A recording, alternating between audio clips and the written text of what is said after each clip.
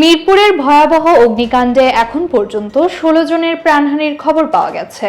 আগুন লাগার প্রায় 24 ঘন্টা পরেও পুরোপুরি নেভানো সম্ভব হয়নি। ফায়ার সার্ভিস জানিয়েছে, রাসায়নিকের জটিল সংমিশ্রণের কারণে আগুন নেভাতে আরও কয়েকদিন সময় লাগতে পারে। 14 অক্টোবর দুপুর 11:30টার দিকে রূপনগরের একটি রাসায়নিক গোদাম এবং এর পাশে থাকা একটি পোশাক কারখানায় আগুন লাগে। প্রথমে ফায়ার সার্ভিসের 12টি ইউনিট কাজ শুরু করে, পরের ধাপে ধাপে আরও ইউনিট যুক্ত হয়। ঘটনার দিন রাত পর্যন্ত পোশাক কারখানায় দ্বিতীয় ও তৃতীয় তলা থেকে 16টি পোড়া মৃতদেহ উদ্ধার করা হয়েছে। অধিকাংশ মৃতদেহ এতটাই পুড়ে গেছে যে পরিচয় শনাক্তে ডিএনএ পরীক্ষার প্রয়োজন হবে।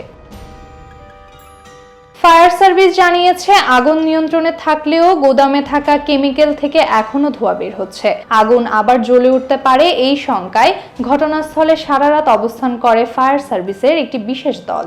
আগুন নির্বাপনে আন্তর্জাতিক প্রোটোকল মেনে কাজ শুরু করা হয়েছে, যাতে কোনো বড় দুর্ঘটনা না ঘটে। 15 অক্টোবর বুয়েটের একটি বিশেষজ্ঞ দল ঘটনাস্থল পরিদর্শন করার কথা রয়েছে।